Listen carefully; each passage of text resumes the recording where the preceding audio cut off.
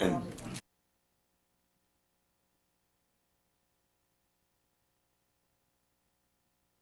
right, good evening.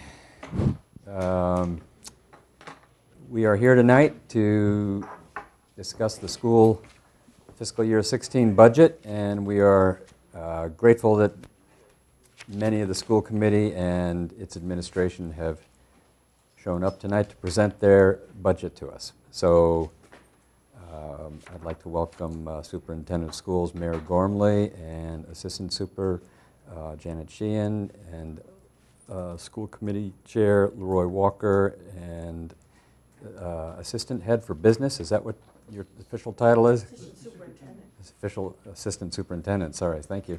Glenn Pavlicek, and School Committee members Mary Kelly and Mike Zullis, and Senator Brian Joyce has decided to drop in with us too. I think there's a seat at the table for you, Senator. At any rate, so this is the meeting wherein we are presented the initial take on the school budget and try and ask some questions. I will say that the school is ahead of schedule this year. They have presented us with their full detailed budgets now rather than in January, and that's great. I confess I did not have much of a chance to read it today. We got them yesterday, but this is great. It will give us a lot more time to digest this along with the initial presentation tonight. And I think I will turn the meeting over to Glenn or to Leroy, whoever would like to address us first. Well, thanks very much for the opportunity to brief you on the 15-16 budget. As Ted alluded to, one of the things, many of us have been on your side of the table for quite a number of years, so one of our objectives was to get you the information as early as possible. It is a detailed budget, and what we will do tonight is talk about what the key priorities are that we've identified. For some of you, you're familiar with our advancement initiatives, which is in its third year, but we've done a good job here, I think, of providing those of you who aren't familiar a good foundation for what that's about and why those priorities are important. We will also spend some time on special education, which is one of the key budget drivers, and then finally go through the budget presentation itself. So I'm going to turn it over to Superintendent Gormley, and certainly at any point if you have questions, we'll be happy to answer those questions. Good evening. So we sent you a presentation. We're going to go over this PowerPoint with you. And for those in the viewing audience and some Warrant Committee members, you have seen parts of this presentation. But for you tonight, we have put it together. Stop me at any time if you have a question, because we think that the context of the advancement budget, that the Finance Subcommittee, the School Committee, I tell the public, the Warrant Committee, and the town listened to and supported is worth putting in the context tonight. And what I say when I go out to the staff, and we're going to go out to every PTO, is that we meet with the leadership team of principals, special ed director, and technology director. We develop this budget, and then every Tuesday morning, we meet with the Finance Subcommittee. Mary Kelly is the chair, Leroy Walker and Mike Zullis, the three of us from the schools. We bring different individuals in, and if it's this budget, editing it, the 5-year projections, dealing with the selectmen. We're meeting tomorrow afternoon with the leadership team to meet your requirement. If we weren't fully funded, what would that mean to the school? That will go to the Finance Subcommittee. So I think it's important in the context that the group we bring here is a team, and to the point that we would have sent this book out in this presentation, and the Finance Subcommittee and the School Committee get a chance to edit and comment on it. So we're going to begin with, in our presentation, the vision of the Milton Public Schools is to build a system and strengthen a dynamic community that challenges students to thrive and achieve. And so what happened 3 years ago, let me put this in the context, the Finance Subcommittee and the School Committee said, what do you need to move the system ahead? To move the Milton Public Schools ahead, what do you need? So we met with our 21, our principals, our assistant principals, our curriculum coordinators, and we brainstormed in a room that looks like this. And based on the student data, MCAS data, internal assessments, SATs, we brainstormed across the whole room, from the arts to eliminating fees. And based on the student data, we decided that early literacy, all students reading at proficient or advanced at the end of grade 3.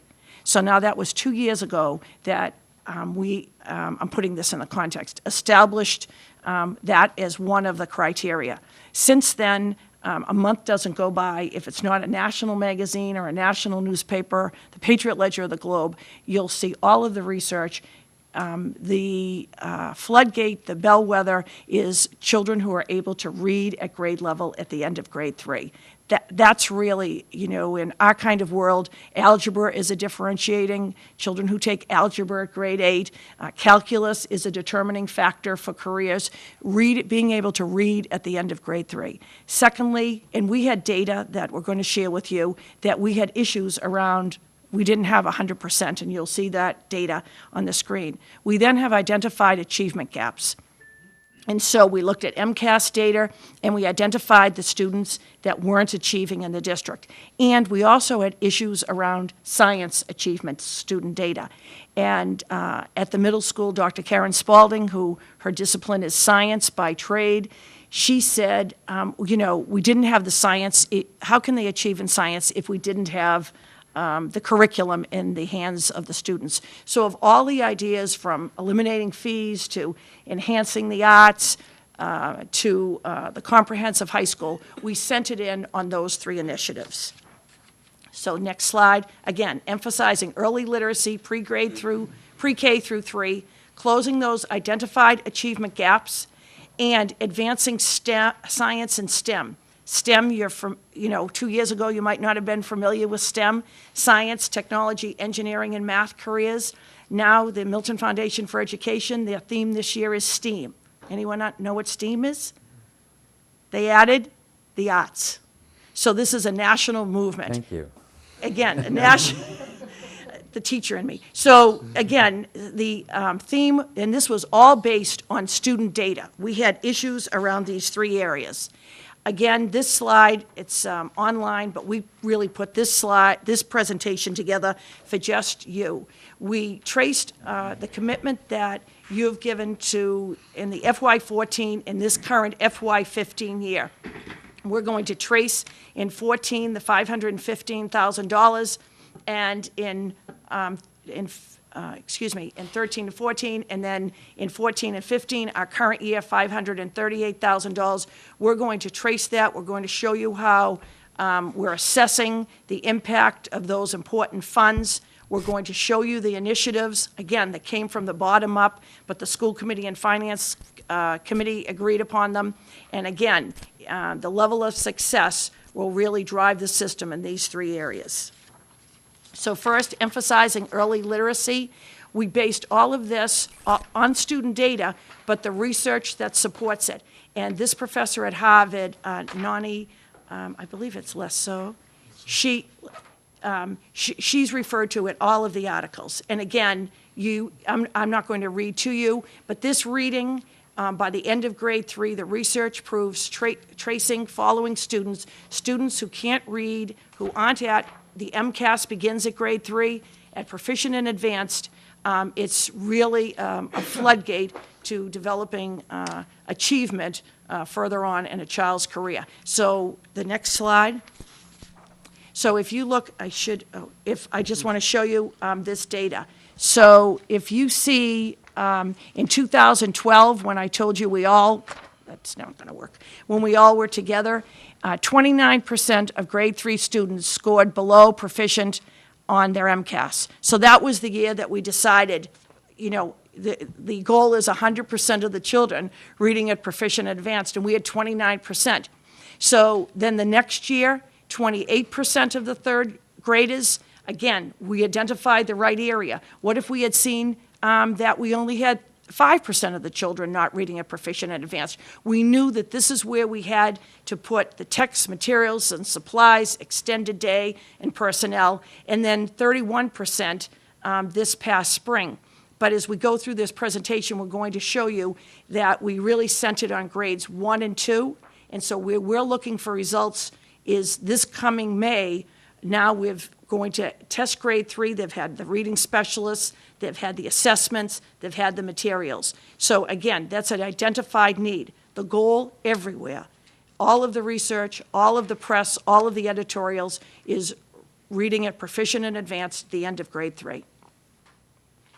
So in 14, this is bringing it back to you who are on the committee, to you who have children in the district, citizens, residents who watch this.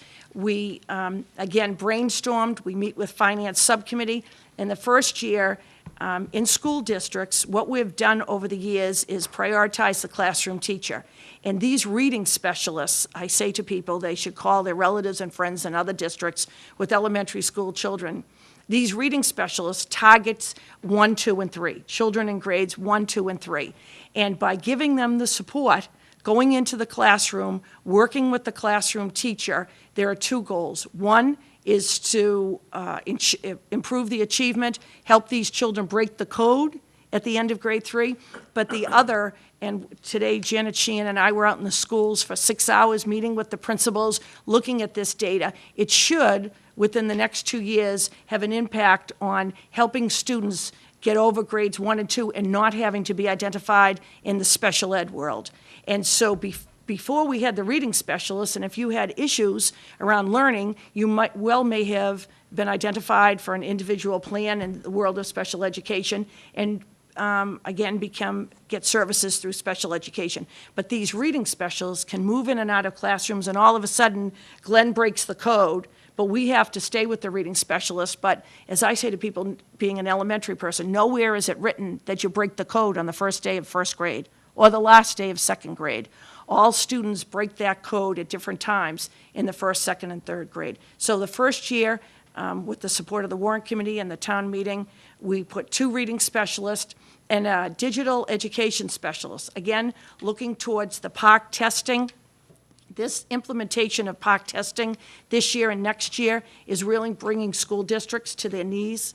What we've done is 2 years ago, under the leadership of the school committee with the MFE, the Milton Foundation for Education, and the Copelands partnered, and I go to meetings of superintendents who say we don't have the infrastructure to be able to even jump into this PARCC. MCAS is turning into a digitally administered test starting at grades 3. And so we're going into that. Last year we piloted. We're going to go into it this year. And so we needed somebody at the elementary level, again, 2,000 children, to work with the teachers and work with the students to give them the skills to be able to take the test online. This is a new world of assessment and testing, and everybody is used to MCAS now. But over the next 2 years, we're rolling in to a test that's taken totally 3 through 9, and in 10th grade, English and math and biology will all be taken online. And so we needed a digital, one person to service 4 elementary schools. In the instructional support, these formative assessments, again, we didn't have these assessments in the Milton Public Schools. The history was when we put a curriculum in, we'd put it 1 year. Any of you who have children in the district know that. We needed these formative assessments, and we needed to put them in so that, Member Kelly would always say, you know, we can't wait till the MCAS comes out to know how the children are doing. So now, 3 times a year, these formative assessments are given. We actually trace children, how many levels are they advancing, and if they're not advancing, are they meeting with the reading specialist? Are their needs beyond that of a reading specialist? Reading curriculum materials, we put a new program in grades 1 and 2, rather than having to put that out over 3 years, the implementation. this advancement budget permitted us to put those materials in grades 1 and 2, and then the professional development that was associated. This is when we were talking about those one-time funds, being able to work with the teachers in grades 1 and 2 around the new curriculum. Teachers, they call it blitzing. They trained all of the teachers and the reading specialist, and when they go in and give these reading assessments, every person that's not in front of children, they're trained to go into the classroom, and it's a one-on-one assessment given 3 times a year. So I'm not waiting for the end of the year to find out, are you advancing 2 reading levels, 4 reading levels? So in FY14, in the area of early literacy, these were the purchases. The preliminary results, at the end of this first year, grade 1 English students improved from 68% were on or above benchmark to 86% on or above benchmark. Now we're aligning these internal assessments, and again, these children now in grade 2, now they're in grade 3, we're using this student data in 1 and 2, and again, we're waiting for these particular children to take their 3rd grade MCAS. And at grade 2, the grade 2 students improved from 81% to 86% over the year on these internal assessments that we were able to administer. And again, why did they improve? The reading specialists, the assessments enabled us to gather this data, and the new curriculum materials. Again, all purchased in the first year of the advancement. This particular year, we came back to you last year, and we had targeted these reading specialists at grades 1 and 2. We asked for an additional reading specialist in grades 3. So 1 reading specialist, there are 320, stop me at any time. Mike? Yeah, I just want, do we have these numbers for fiscal year 15? Like, you would think that if the kids improved in grade 1 in fiscal year 14, did they score well also in grade 2 in fiscal year 15? Yeah, this is going to come up now. That's what I was talking about. I Did was we- looking did for, we do okay. that? We're still in fiscal year. So we haven't done that. No. So, yeah, the testing in fiscal year 15 is going to happen in the spring, Yeah. and then the formative I'll wait assessments. patiently until Right. those- Well- That's all right. You ask a question anytime you want. I have a question about the previous slide. Do you happen to know what the typical rate of improvement was in previous years before you started this program? Well, that's really the essence of the whole purchase, and you weren't with us in 14. We didn't have the assessments. So these are purchased, you have to purchase these assessments, and so we weren't giving these assessments before. So now we're giving these assessments. You had to purchase them, train the teachers on how to give them. So we weren't giving them. We weren't tracking this kind of data. But now we're able to track that data, and so I would give you an analogy. Janet and I, and John Phelan before Janet, we actually sit down with the principal, and we look at the first grade, and we look at the percentage of children. How many have gone up 2 grade level? How many, not grade levels, levels on these assessments? How many have gone up 4? You know, I remember sitting at the Glover and saying, why is that child gone from A to A minus? You know, is that child going to be cored? Is that child going to have an individual plan? Again, I always say it gives new significance to no child being left behind. We look at every single child. You know, we went into schools today and we looked at the math assessments. So we're actually looking at, you know, what are you doing for the children that are at the top of the spectrum, and what are these children? We actually look at the children's names, what subgroups. So I said today to the principals, they're implementing, they're using this advancement money. I said, when we come back in January, every low-income child, you have to show me every child that's identified as low-income and what kind of support are they getting, because that's a subgroup that's underperforming. I want to see every African-American child and what support are they getting. Again, some of those children are at the higher end of the spectrum, but those are groups that are identified as not making the progress on MCAS to make the target that the state has set up for us. And so that's what's really enabled us to put these extra supports. So I'm not just saying, I think the 3 of you might benefit. Again, we have the data to back it up. Phil? What is benchmark? Benchmark, a grade level. When you say it's 86% on or above benchmark in June of 2014, benchmark means that grade level? Grade level. Okay. And so now we're asking, again, what's very important is when these children take the MCAS, have we established the right benchmark that now we're going to see that in their MCAS scores? That's what we did in the math today. When we were looking at the math assessments, we said, is the test difficult enough that it's going to be an indicator of MCAS? And so are we targeting, are we the right children to be going on Saturday mornings or after school or seeing the reading teacher? So we have to make sure they closely correlate.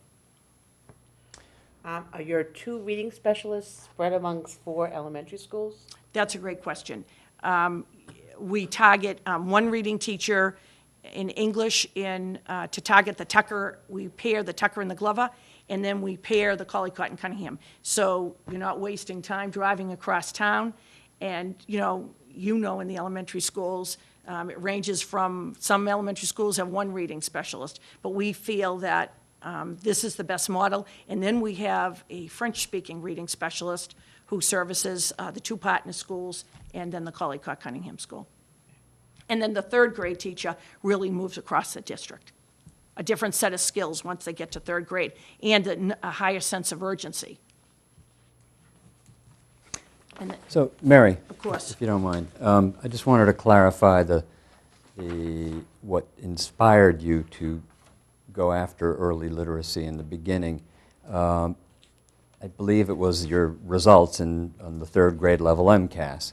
Now, we don't know, just to follow up on Lee Michael's question, we don't know how quickly kids may have moved from, say, 68% to 86% in those assessments because we weren't performing those assessments before. So we don't have that as a comparison, so it's hard to measure the efficacy of the new strategy with those assessments. We're waiting for the 3rd graders to take the MCAS to measure that effect cumulatively. And so Ted followed this last right? year. It's right. We could have taken our reading specialists and put them at grade 3 for the last year and the year before, and then seen the results of the MCAS. But that wouldn't been educationally or morally or any other reason correct. So we sent it in 1 and 2, and now those children are in grade 3, and they'll be taking the MCAS. So now the materials are in place, the assessments are in place, the reading specialists are in place. So this is, last year the school committee, finance subcommittee, the public understood that those children who had benefited from those materials, had benefited from those reading teachers, this is the year that they're taking the MCAS at the end of this year. And they'll be taking POC, ironically. And there are corollary benefits along the way. If you catch somebody with a problem earlier on, based on your internal assessments, then you may save a large sped bill later. So Absolutely. anyway, sorry to interrupt. No, at any time. So now FY15, the year we're in, Mike, we're in 15. So the new person, so we get, it happens to all of us, Mike. I was trying to answer a question I had by looking in the book without opening my mouth. I had one of those smart kids going in. So in the new personnel, we said the reading specialist at grade 3, and then through the research and through our own work, we could tell that we needed somebody to work with parents. I analogize it to a triangle. We're working hard, the child's working hard if you're not engaging the family. And we have more and more groups looking at what's the attendance at school events and what's the involvement of the families, and everybody who understands the educational process understands that the family is involved and the family is supportive, and the family goes to parent-teacher conferences and PTOs and participates in the school. So we have hired one parent outreach person. Janet Sheehan did a phenomenal job, a tremendous amount of interviewing, and this parent outreach person, we'll get to this later, we put a preschool in. This person went actually to the homes, liaisoned with the parents, making those connections with preschool and kindergarten parents who don't feel connected to the school, identifying why they don't feel connected, bringing them into the school. So this was part of the that was a new hire this year. And then instructional support. We talked to you about early literacy, the nonfiction leveled readers. Again, when we went to school, everyone had the same reader. The research proves that children who are excelling have to be challenged at readers at their level, where I might need a reader that's, if we're in the 3rd grade, that's a 2nd or 3rd grade reader, but you can use a 4th or 5th grade reader. So these nonfiction leveled readers were huge. And the pre-K materials, so what we did was we've put in a preschool program, a district-wide preschool program and it's housed at the Tucker School, the one place that we had a location. And what it's running, it's part-time, and it's running for 3 10-week sessions. And we've identified children through this outreach coordinator and the principals that aren't in a formal preschool. And so, again, the correlation to the achievement of children who are in formal preschools to children who aren't in any kind of preschool or having any academic experience before school is huge. So we actually, the prior Tucker principal started to bring pre-kindergartners to kindergarten to summer school. And we could even, the kindergarten teachers, we surveyed them, they could tell the difference of the children who had been in the summer program. They had a jump start when they came to kindergarten. Every one of those days is important. And then the professional development associated with putting this Readers Writers Workshop in. So those are really the emphasis of what's going on this year in the area of early literacy. Now we're looking ahead to this next year. Mike? 15, 16. 15, 16. Write that down. 15, 16.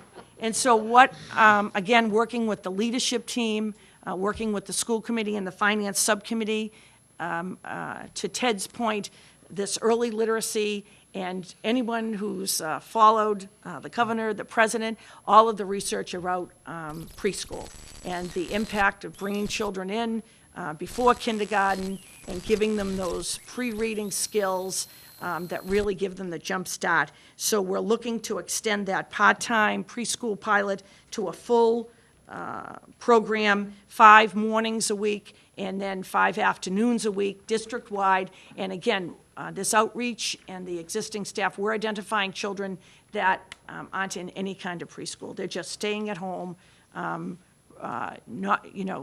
really sometimes not even with their parents, in a situation that they're not having any kind of pre-reading experience.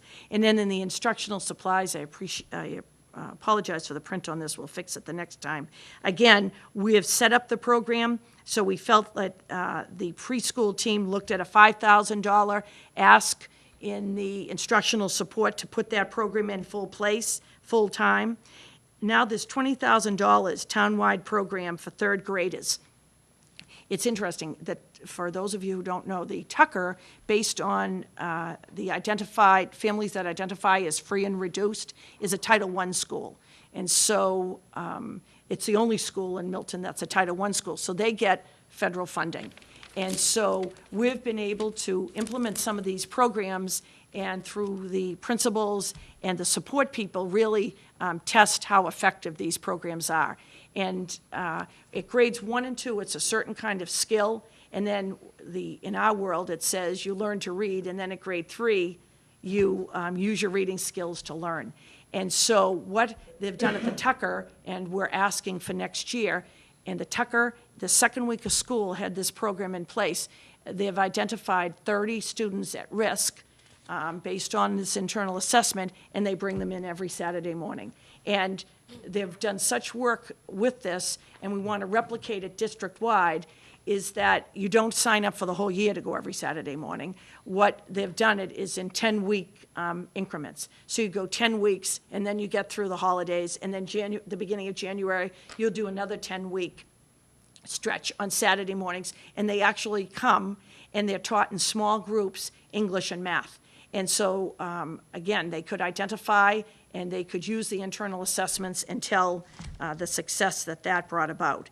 In the area of professional development, $50,000, again, training all of our teachers on these early literacy materials, skills, and going in and training the teachers on this 3rd year using the Readers Writers Workshop. Again, we've identified this as really, other than new teachers in our K1, 2, and 3, this will really be, Glenn will speak to this, a one-time funding. Once we get all of our teachers trained, new teachers could be the teacher trainer model. Once we have all the teachers trained, then we can take our own teachers and they can train any new teachers. But to go through all of the training, to have all of the teachers trained, and then $20,000 will finish the purchase of the leveled readers. Again, these leveled readers, our text materials and supplies line would have never provided for us to put these materials in the hands of the teachers, and we've really partnered with the Milton Foundation for Education on these. The PTOs have purchased these materials. Anyone in the schools and the PTOs are familiar with these leveled readers and the necessity for these materials. So the metrics is, on this early literacy, we're using these formative assessments 3-4 times a year, and at the kindergarten, they're really doing even more excessive assessments, and we're looking at this 2015 MCAS will really start to be the assessment that we use. This will be the first cohort that would have benefited from the materials, the assessments, and the staff. And then the anticipated outcomes, you can all do that with me. All students reading at proficient and advanced at the end of grade 3. And MCAS gives you an actual number target. And so my evaluation with the school committee, every one of the subgroups, we have a target number that we have to achieve. If it's students in ELE, every school, every group, children with special needs, children identified as not speaking English, children low income, children in special education, the regular population, all white children, the state establishes a number, actual number that we have to hit, and that's why our schools will either be level 1 or level 2. But again, we're competing at the state level. So that's the early literacy. That gives you the context of the first year, the second year that we're in, and what we're asking for next year, and how we're evaluating the impact of these dollars that are being funded in the advancement budget. So Janet Sheehan was going to pick up the proficiency gap, closing the proficiency gaps, or the achievement gaps. Thank you. So we have identified the proficiency gaps as a result of our MCAS data. And we have a considerable amount of information that comes from these high-stakes tests and identifies all of the subgroups, which Superintendent Gormley just referred to, gives us information about those and for the overall population, overall student population. So we begin with the research to support the importance of closing the proficiency gaps. You see here, experience tells us that there are consistent contributing factors that combine to produce underperformance. And these are lagging reading skills in the early grades. The research says that these deficiencies generate a disadvantage from which many never recover. We understand that children who do not have enough time in school or those children who have begun their foundational skills without the background of some of the other children are not able to catch up without some kind of extended day learning opportunities. We also lack of effective, analysis of data. And of course now we have the assessment tools that will allow us to analyze the data.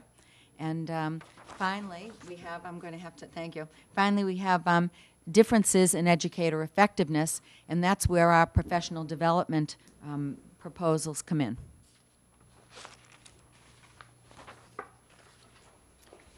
So at the elementary level, we have identified the following needs. We have found that proficiency gaps exist between what we call our high-needs subgroup and non-high-needs students in both English language arts and math. So that high-needs subgroup is identified as students grouped together, students who have disabilities, students identified as low income, and students who are what we call English language learners. So all of those students together form a group known as the high needs subgroup. We've also identified needs between our African American Black students and Hispanic and Latino students, both again in ELA and math, compared to our Asian and white student population.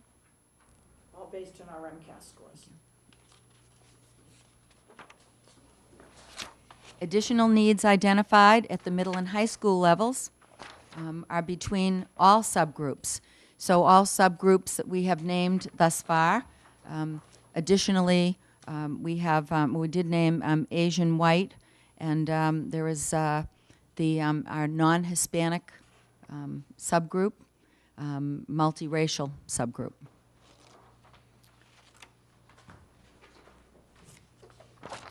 So again, we've broken down our needs according to new positions and instructional support. In our FY14 budget, we did not, under our proficiency gap advancement initiative, we did not request any new positions, but under instructional support, we had requested programs and instructional materials to support our extended day and extended year learning opportunities, and again, for students not meeting the benchmarks, students not meeting those performance levels that would indicate that they are meeting the standards. We purchased software for our elementary students so that we could have ongoing assessment tools. It would also allow us to further collect data and analyze that data so that teachers can inform their instruction. We also purchased student assessments referred to previously by Superintendent Gormley, and these were implemented in English language arts.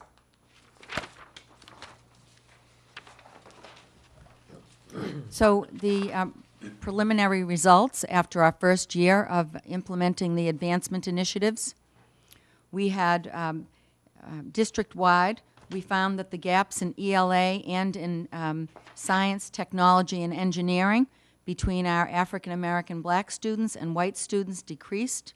So in that year, we did see a decrease. We saw improvement. At the middle school, the number of students, again in our high needs subgroup, they scored, they improved by, increased by 11%, the number of students in the advanced and proficient categories. And at the high school level, 96% of our students scored at the advanced proficient level in ELA, 92% in math, and 88% of students in science. Yes? Are these proficiency scores still based on MCAS results? Yes, they are.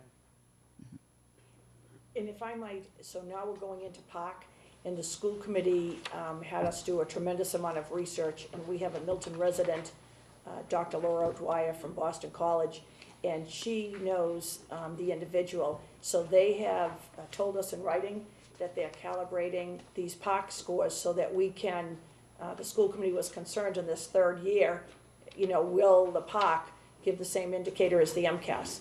And they have Desi said absolutely. They're working on a form, I can't even say the word. What is it, Glenn? It's just a formula to cross it over. And so they're looking to that because school districts are making these kind of commitments and they're using MCAS. And now this is an important year for us to then change the test. But they've assured us that they're going to be able to use the same data. So the tests are going to be slightly different when they go over digital. A different vehicle taking it. But again, this Laura O'Dwyer explained to us in a different setting that she knows the team that they're working on, and they have to. They've made an investment in MCAS. They can't leave those scores and not assure school districts across the state that they're calibrating those so that we can use them and check that we're making the progress. Okay, Phil and then Kevin. How much was the decrease in bullet point 1? And how many students are there in the high needs subgroup in bullet point 2?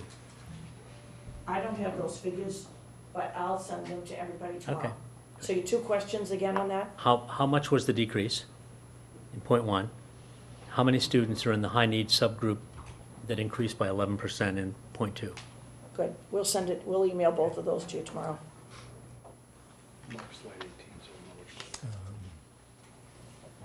Okay, so Paul is, sorry, let me just get something in here, Kevin. Paul is the subcommittee head for schools, so maybe you could just send everything to Paul and he'll make sure everybody gets it. That'd be great. Sorry, Kevin, go ahead. Okay, I'm a little confused. We only have data on 2 years of this, right? Oh, no, we have data since we've started giving MCAS, but we're talking about the last 2 years of the advancement. You know, so when I said to you that we identified early literacy, we've had an issue. We just gave you the last 3 years, but we looked at the data for the last 10 years. So if I asked you, can you assure me that the achievement gap that we've closed in the first 3 years is maintained at the high school level, widens, or decreases even more? Do you know that? Yes, well, first of all, we haven't closed any. We're narrowing the proficiency gaps. We're working towards narrowing the proficiency gaps. And what we've seen, again, with this advancement, is that when you make those, you put the materials, you purchase the materials, you give the teachers the training, and you identify students who need extra time, that though we're narrowing the gap, you continue, that progress continues. All right, so it doesn't reappear at the secondary level? No. Okay. And the Well, other- again, you know what here's, again, I can't say, as I've often said, if I could guarantee that, we'd all be in Washington or New York City, but if we put the correct curriculum in the hands and the materials, and we give the teachers the training, and my analogy is that we live in a community that we get a lot of new children into the Milton Public Schools. And so I often analogize, Glenn and I might be of equal intelligence. In math, he's smarter than I. But I often say that if I move into the district and I can't catch up with Glenn in the math class, but if you backskill if you bring me in on Saturday mornings, I can't do the multiplication unless I know the addition and subtraction. And so for some children, it takes longer. There are new children into the district. And so what we've done with this targeted time is we've taken these children and we've backfilled the skills they don't have. Or some children just need more time. I just need more time, and I can achieve as Glenn does, but I just need more time with that foundation. And so when you put, again, all of the research, that's why the research for these 3 areas is important. We targeted people, we targeted the correct materials, and we targeted the time. The other question I had was, PARC is an acronym for something? Is that correct? Do you know what it is? It's Partnership for the Readiness and Partnership for the Assessment of Readiness in College and Careers. Okay, thank you. Great. Mary, you had something to add? Just with our data specialists, we should be able to take any students in subgroups and basically follow them throughout. We don't have it in place yet, but that's something we should do just as part of the way we evaluate things in the facility. So I think what you're getting to is needed just as part of the data that we do on a year.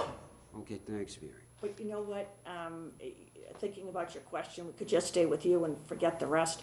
But my experience is when a child achieves, or a child on MCAS reaches that advanced and proficient, they're going to continue at advanced proficient. That's a really good question, Mr. Sorgi. So when you've achieved at the 4th grade, you're really going to see at the 7th and the 9th and the 10th grade that proficient and advanced. Good.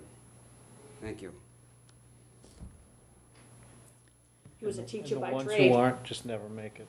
So that's what the data says. The ones that aren't there at 3rd grade, they just never Well, catch up. I don't want to be fatalistic about that, but and I'm an elementary school person, and so it's important.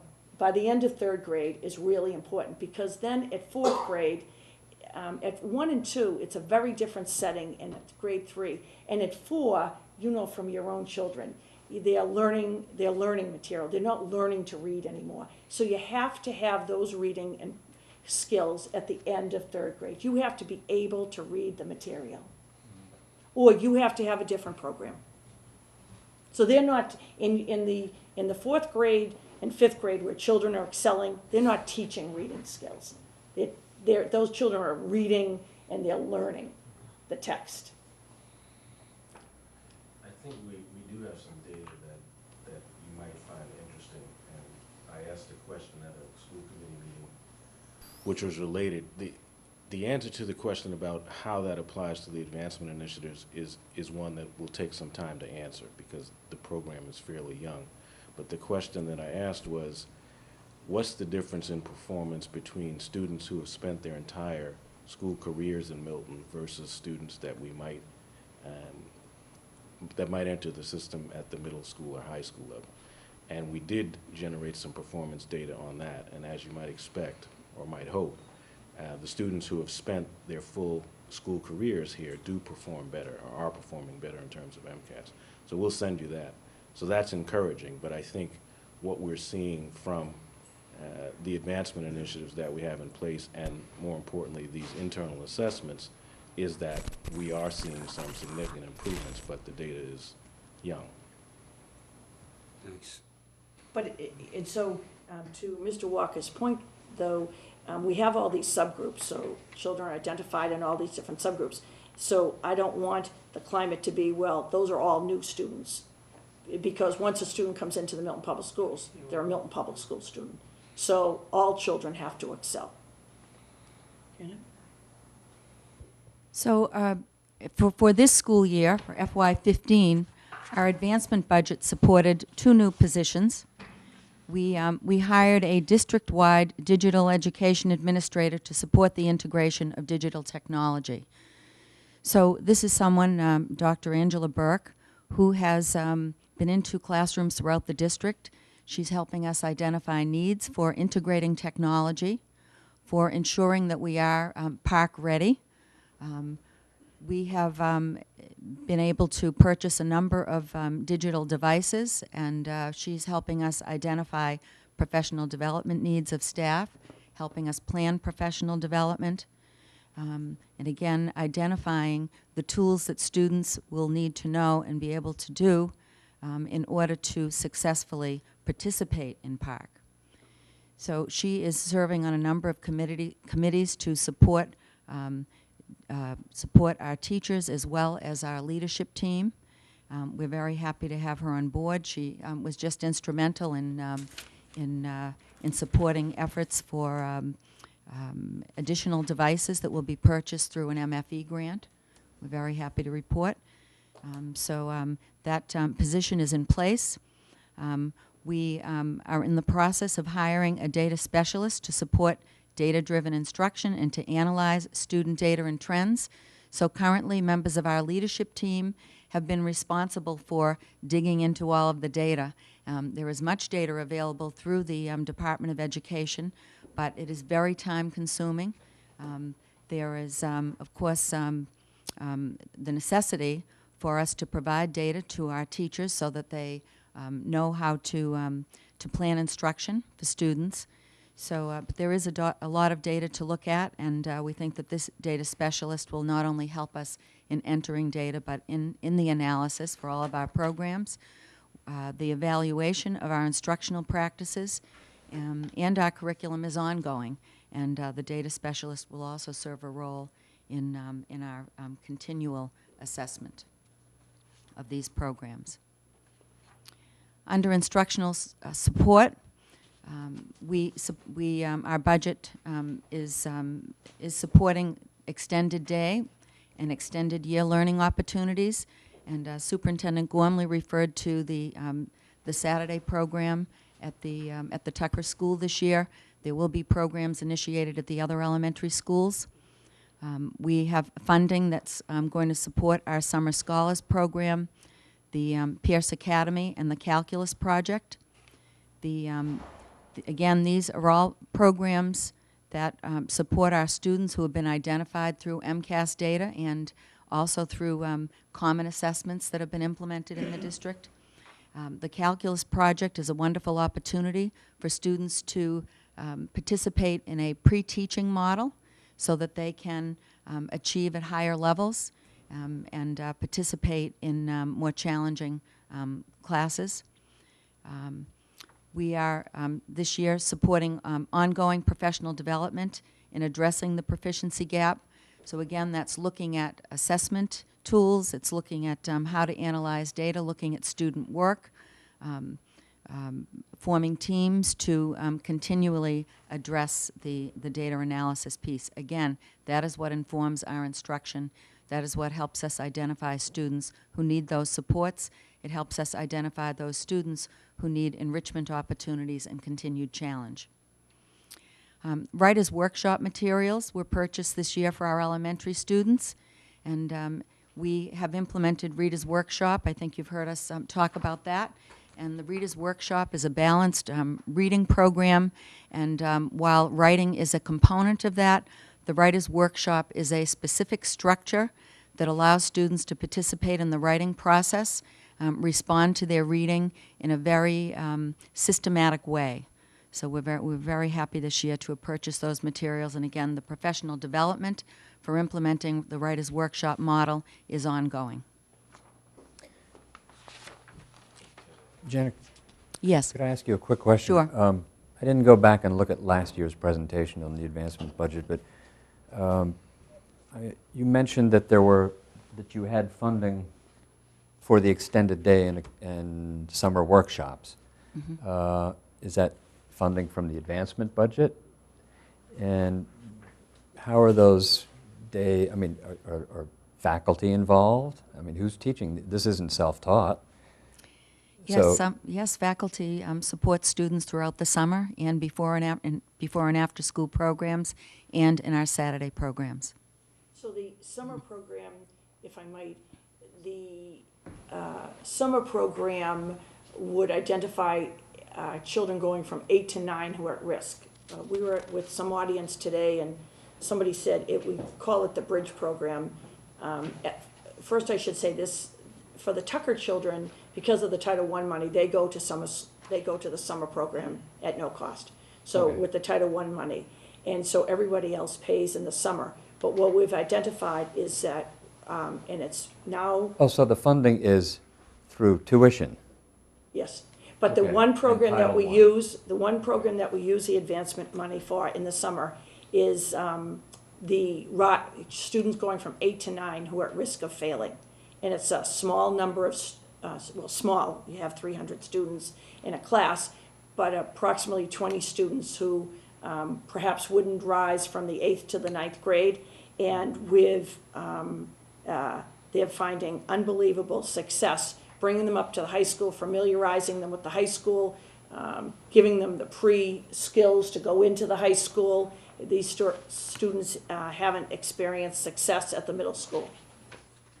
And then our plan is to stay with these students. So again, we're giving them people have taken them on and giving them mentors. So there was a salary and wage component to this level. It just wasn't a new hire. No. Okay, but there was, because I remember there was a significant salary and wage piece to that.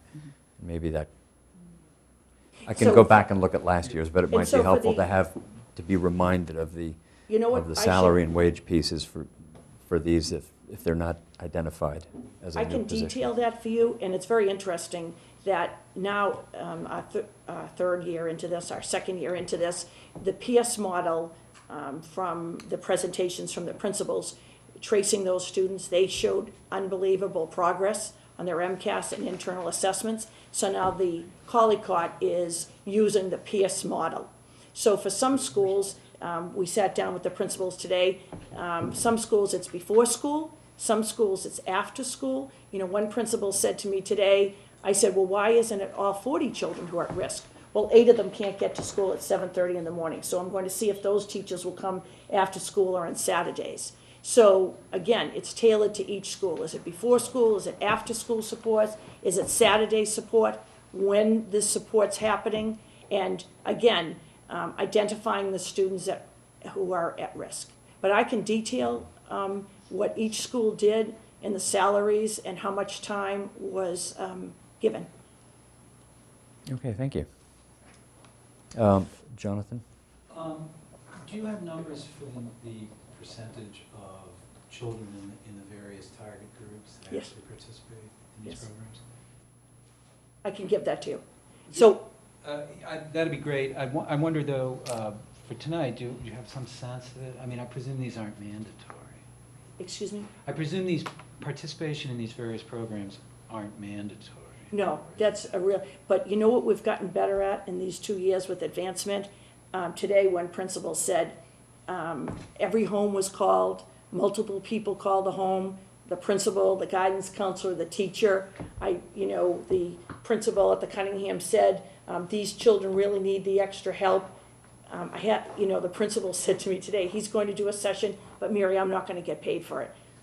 So he's going to actually teach one of the sessions. He's going to take 5 of the children. He said they can't come up to school. I'll start at 7:30 in the morning. The other teachers who are teaching it. So we've gotten better at making contact with the families through the family liaison, through the people in the school, and really sitting down with families and explaining, this isn't because I want to see the 3 of you at 7:30.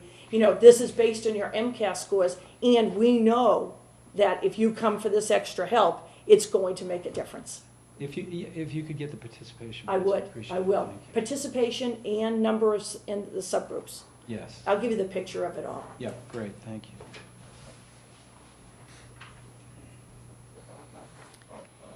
So looking at requests for the FY16 budget. For new positions, based on the success of a reading specialist model at the middle school, we are requesting $60,000 for a high school reading specialist. And this specialist would provide targeted assistance for students identified at risk. Again, a model implemented at the middle school has shown results in our MCAS scores, and we're hoping to see the same with our students who have been identified at the high school level. We're also looking to support students in grades 4 and 5. We have implemented our reading specialist model in grades 1 and 2, and then this past year have added a reading specialist for 3rd graders. So we have identified a need to support students in grades 4 and 5, and we have the word interim here because it is our hope, of course, that as we catch students in the early years that they may not need the level of support in the intermediate grades. However, we also recognize that when we look at the reading skills continuum, that some students develop at different rates, and some do not crack the code or break the code, as Superintendent Gormley referred to earlier, and some do not by the end of 3rd grade. Of course, as you know, that's our goal. But for right now, for those students who have not had the benefit of reading specialists in grades 1st, 2nd, and 3rd, we would like to have the benefit of an elementary reading specialist. Yes. Some of the kids that struggle and by 3rd grade haven't met what you were hoping they would meet. Is that maybe because there's a special ed issue or reading disability of some sort and that gets identified in grade 3? It could be because of a disability. It could be a number of factors. It could be a background of experience and lack of opportunities for a reading foundation with vocabulary development. So for instructional support, we would like to continue to fund the calculus project. That would be continued targeted summer pre-teaching sessions and school year tutorials to support our at-risk students. This begins in grade 7. And we, of course, our goal is to have these students be on the honors math track through calculus. So we're looking for $25,000 to support the calculus project. We're proposing $20,000 for the Pierce Academy. Again, this is targeted instruction. It's an extended day learning opportunity for middle school students who are identified at risk. And again, this is according to our MCAS data. classroom performance, and internal assessments.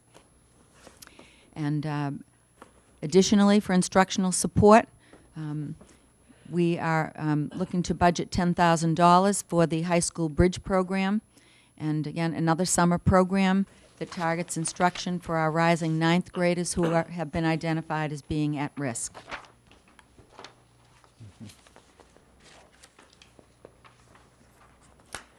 Additional requests for instructional support, $20,000 to continue our elementary extended day, extended year programs, $20,000 to purchase assessment software for our middle school and high school. So we are looking at software programs that include Edwin Teaching and Learning. This is a program offered by the Department of Elementary and Secondary Education. There's another program that our leadership team is looking at. It's known as Galileo, and this is ongoing assessment of student progress. It's monitoring students throughout the school year. These assessment tools allow teachers to create their own assessments. It allows them to use assessments that are already designed, that are standards-based. They align with expectations for PARC, and it is something that we have been hoping to use again in order to inform instruction. We're requesting $10,000 for a summer professional development institute on the proficiency gap. We have had some success in planning summer professional development for our teachers, and we've actually identified actually the time of year that we think is best to offer that in the summer with some success, so we'd like to continue to offer that. And finally, we have identified the need for a new writing program at the middle school, and $8,000 would cover texts, materials, and professional development needed to implement that program. Continuing, how will we measure progress and outcomes for closing the proficiency gaps? We are going to be taking a look at our district-wide formative assessments used in English, math, and science. These include in K-2 what we call the Fountas and Pinnell benchmark assessments. In grades 3 to 5, we're using the Scholastic Reading Inventory.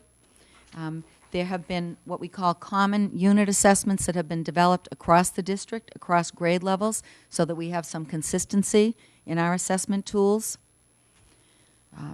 We also have created student success plans for our children who've been identified at risk through our assessments.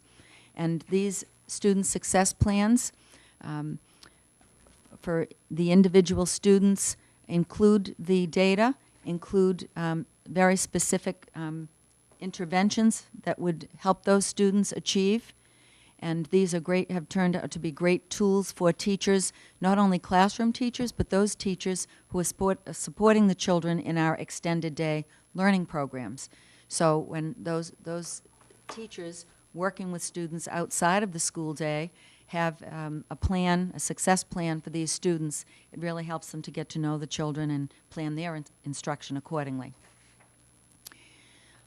We will continue with our student data analysis meetings. Superintendent Gormley referred to some of those meetings today that we participated in. And again, we look at the individual students, we look at trends, we look at the overall progress of students, and really zero in on the individuals. Study Island is a program that we have been using for a number of years in the district, and it is a great assessment tool. It is a great enrichment tool. It provides practice for students and test-taking skills, as well as improving their skills overall in ELA and math. And we will also continue to look at our MCAS results, where we have MCAS here, but as we had noted, we are moving to PARC, and that will be one of our measures at the end of this school year. And for anticipated outcomes, we, again, are looking for all of our subgroups to meet the Department of Elementary and Secondary Education determined CPI targets, and that CPI is the name for a formula that is used that, that is very specific about the expectations each year for how we are closing the proficiency gap. Another anticipated outcome would be that individual students who participate in the programs will achieve a student growth percentile of 50 or higher. So not only does our MCAS or PARCC data look at student achievement, but we also look at student growth. And there is a window of growth that is an expectation for all students. It's another measure for how to support students if we're not seeing the growth that is expected. We have a considerable amount of data on our student growth percentiles, and that is another factor in addition to looking at student achievement data. So briefly, the third initiative, advancing science and STEM. And again, reminding you that we identified these 3 advancement initiatives based on the student data. We had needs in these 3 areas. And so these research pages are really important at the beginning because, as you can see, the national research says you have to emphasize, I would bring your eye to, you have to emphasize the content and the quality of the curriculum. We're asking for curriculum material, the teacher's content knowledge, we're asking for professional development, and the use of instructional practices. That's what you do through the professional development. So I would ask you to look at these research pages that preface each of these areas.